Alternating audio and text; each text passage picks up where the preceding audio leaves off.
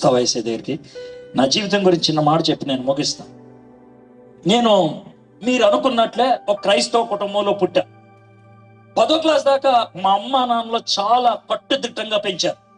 కాలేజీలోకి వెళ్ళిన తర్వాత మనకి స్వేచ్ఛ వస్తుంది కదా, నెమ్మదిగా సినిమాలు, సిగరెట్లు, మందు అలవాటైన.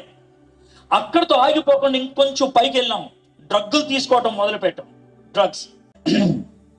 నేను డ్రగ్స్ తీసుకోవడం మొదలు పెట్టాను. ముందు పెథడిన్, మార్ఫైన్, తర్వాత రకరకాల మాదక ద్రవ్యాలు. ఎంత ఎక్కువ అలవాటు అయిపోయిందంటే వారానికి 2 సార్లు నా శరీరంలోకి మత్తు పదార్థం వెళ్ళకపోతే స్పాస్మాటిక్ కన్వల్జన్స్, అంటే కడుపు పట్టేసి ఒక విధమైనటువంటి ఫిట్స్ లాగా వచ్చేది. నాకు చాలా భయంకరం అనిపించేది. కాబట్టి మందు కోసం ఏమైనా చేసేవాడిని. మా అమ్మగారి పెళ్లి చీర పేపర్లో చుట్టుకొని వెళ్ళి దొంగతనంగా 20 రూపాయలకు అమ్మేశా డ్రగ్ కోసం. అది నా బతుకు. ఆ టైంలో 84వ సంవత్సరంలో ఆంధ్ర రాష్ట్రంలో 3 చోట్ల క్యాబరే పర్మిట్ చేశారు. క్యాబరే అంటే బార్లో అమ్మాయిలు వచ్చి 2 గంటల సేపు డాన్స్ వేసి వెళ్ళిపోతారు. 3 చోట్ల.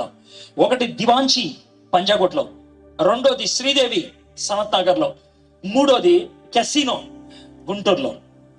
నేను గుంటూరులో ఉన్న కెసినోకి నన్ను ఎవరో పరిచయం చేశారు. ఎందుకనంటే అక్కడికి 3 వచ్చి అమ్మాయిలు డాన్స్ వేసేవాడు. వాళ్ళతో కలిసి డాన్స్ చేయడానికి ఎవడన్నా కావాలి. నాకేం అభ్యంతరం లేదు, ఏం చేయమంటే అది చేస్తా, బట్టలు ఇప్పేంటే ఇప్పేస్తా, నాకు డబ్బులు కావాలి. గంటకి 80 రూపాయలు ఇచ్చేవాడు. శని ఆదివారం 4 గంటలు 320 రూపాయలు వచ్చాయి. 20 రూపాయలు ఖర్చులు పోను 300 పిగిలే. ఆ వారం గంటకి 80 రూపాయలు ఇచ్చేవాడు.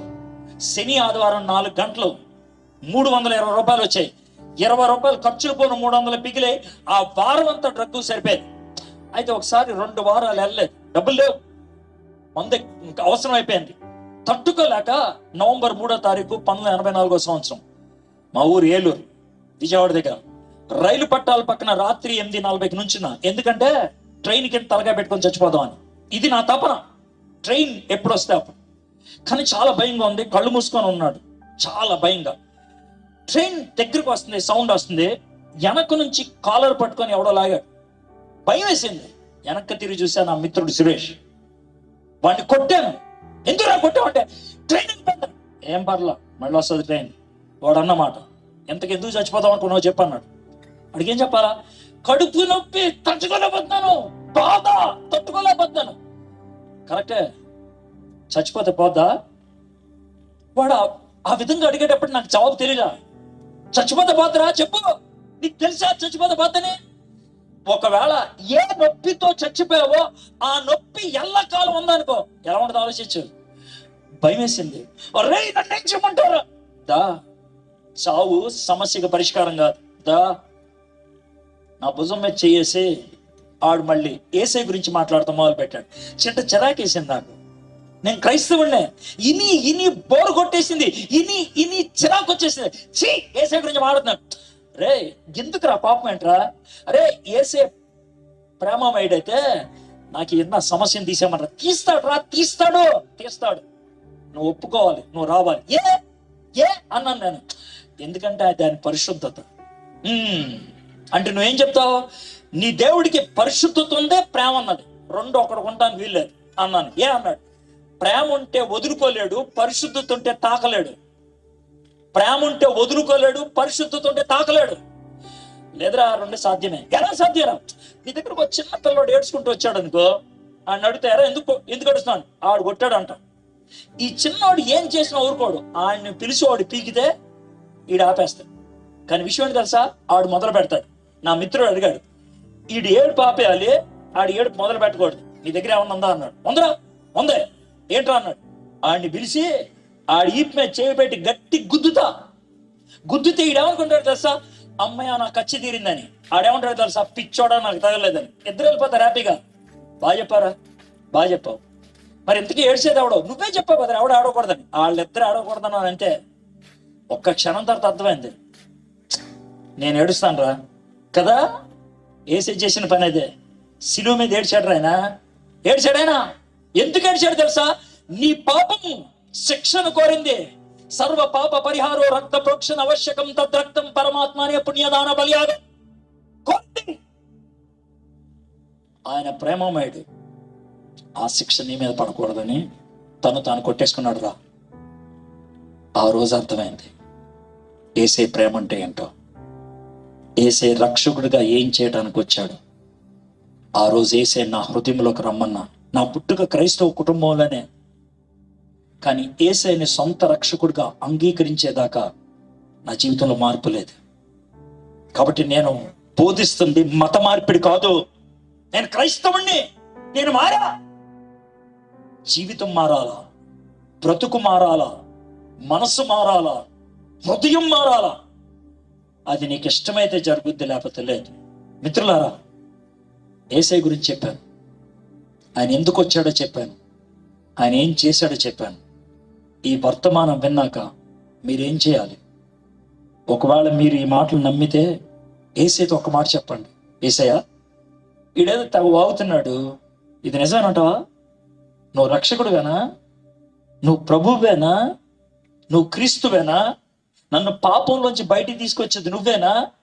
బయటికి తీసుకొచ్చిన తర్వాత నన్ను నడిపించేది నువ్వేనా? నేను చస్తే పరలోకంలో తీసుకెళ్లేది నువ్వేనా? నువ్వైతే నా హృదయంలోకి రా, నా జీవితాన్ని మార్చు, నాకున్న బాధ భయం తొలగించు. ఆ మాట అడగండి. ఆయన నిజమైతే ఈ రాత్రి నీకు ఆ అనుభవం ఇవ్వాలి. ఆయన నిజమైతే. ఒకవేళ కాకపోతే వదిలేసాయి. ఛాలెంజ్. ప్రార్థన చేయడానికి ఇష్టపడుతున్నారా? తలంచండి, కళ్ళు మూసుకోండి. ఒక 2 minutesలో నేను ముగిస్తాను. ఈ టైంలో ఎవరు లేవద్దు. ఇది చాలా ప్రాముఖ్యమైన టైం. తలంచుకోమంది భక్తితో, కళ్ళు మూసుకోమంది ఏకాగ్రత కోసం. ఒకసారి మీ గురించి మీరు ఆలోచించండి.